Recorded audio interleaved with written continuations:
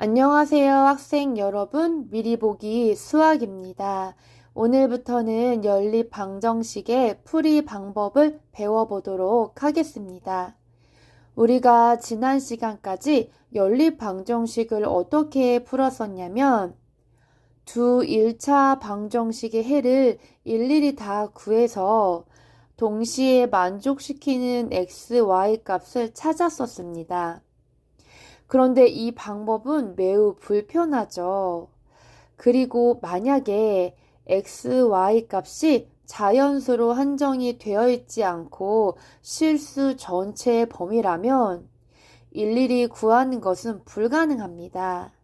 그래서 오늘부터는 연립 방정식의 해를 쉽고 간단하게 구하는 방법을 배우려고 합니다.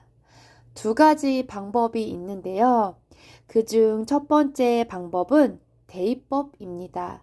그리고 두 번째 방법은 가감법입니다. 오늘은 대입법부터 배워보도록 하겠습니다. 그렇다면 대입법이 무엇인지 뜻부터 함께 살펴보도록 하겠습니다. 대입법이란 한 1차 방정식을 다른 1차 방정식에 대입하여 연립 방정식의 해를 구하는 방법입니다. 우리가 연립 방정식은요, 두 개의 1차 방정식이 있죠. 하나의 1차 방정식을 다른 1차 방정식에 대입을 해서 구한다는 뜻이에요. 네, 그런데요, 우리가 연립 방정식을 푸는 방법은 두 가지가 있어요. 바로 대입법과 가감법인데요. 어떤 경우에 대입법을 적용하는 것이 편리한지 살펴보도록 하겠습니다.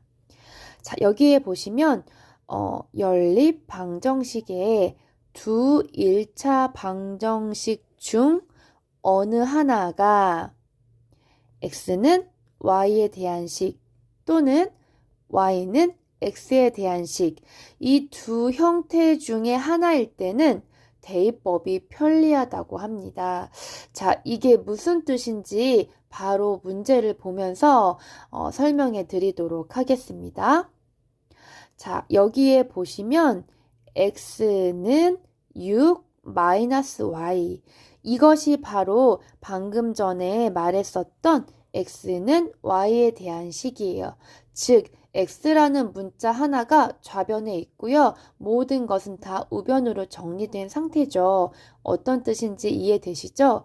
자, 그 다음에 바로 옆에 있는 연립 방정식을 보면 y는 x 플러스 1, 즉, 이 형태는 y는 x에 대한 식, y라는 문자 하나만 좌변에 있고 나머지는 다 우변으로 정리가 된 상태입니다.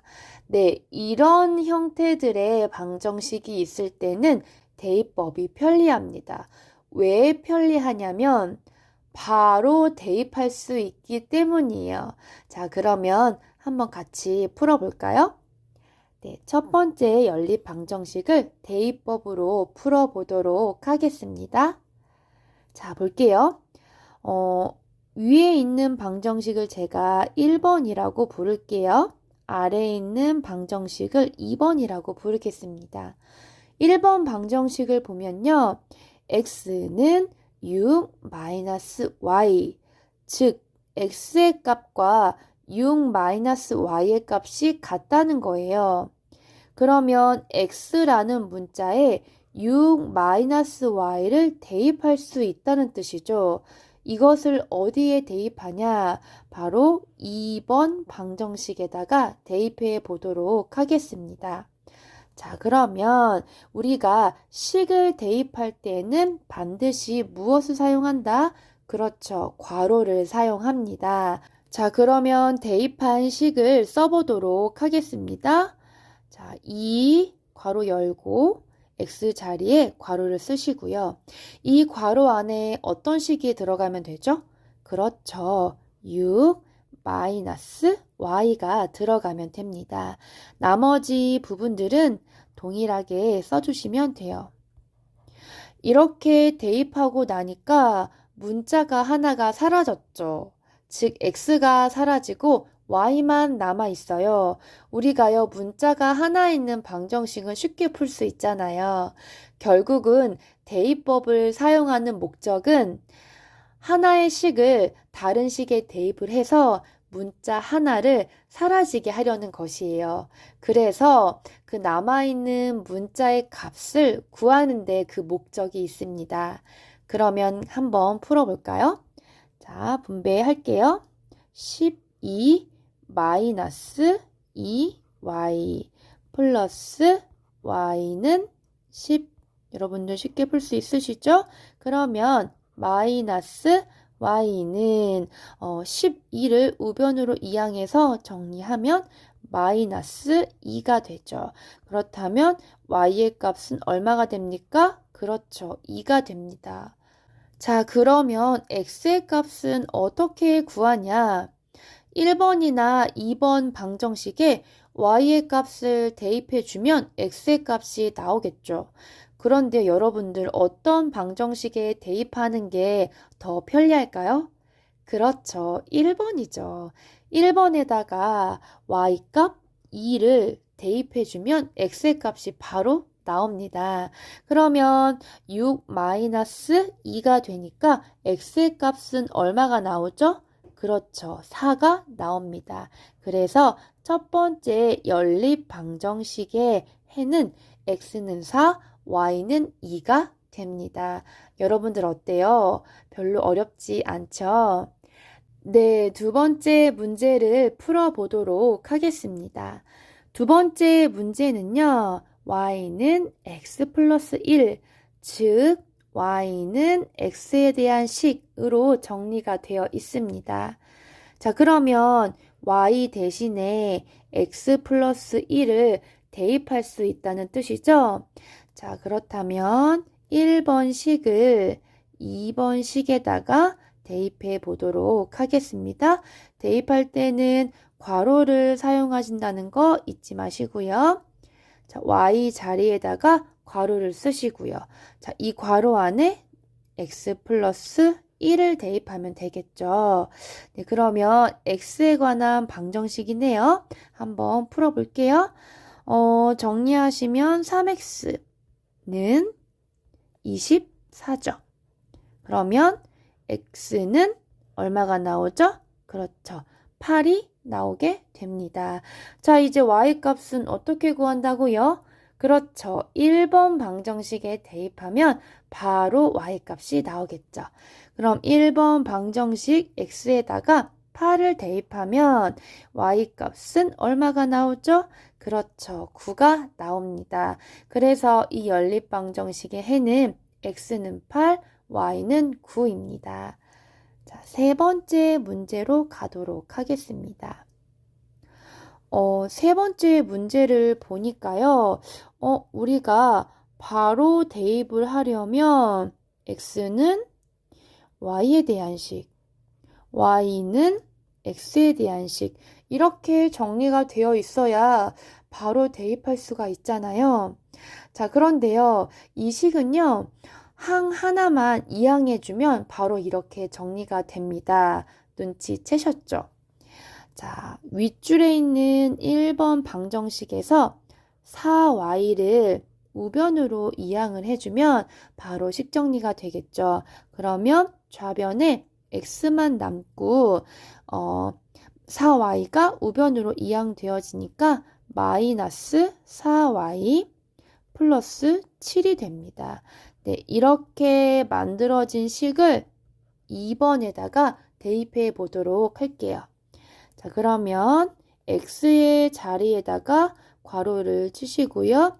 나머지 부분들은 동일하게 쓰시면 됩니다. 그러면 괄호 안에 마이너스 4y 플러스 7이 들어가겠죠. 자, 그럼 방정식 풀게요. 마이너스 8y 플러스 14 플러스 3y는 4. 자, 동료한끼리 정리해 보도록 하겠습니다. 마이너스 5y는 14가 이항되면 부호 바뀌니까 그리고 계산을 해주면 마이너스 10이고요. 그렇다면 y는 2가 되겠죠. 자, 이제 이 y값 2를 어디에 대입한다? 그렇죠. 여기에 대입하면 x의 값이 바로 나오겠죠. y값에 2를 대입하면요. 마이너스 8 플러스 7이니까 x의 값은 얼마가 나오죠? 그렇죠. 마이너스 1이 나옵니다. 그렇다면 이 방정식의 해는 x는 마이너스 1, y는 2가 됩니다. 자, 그러면 마지막 문제를 풀어보도록 하겠습니다. 마지막 문제도요, 이렇게 정리가 되어 있지 않아요. 그런데요, 비슷하게는 정리가 되어 있어요. 보세요.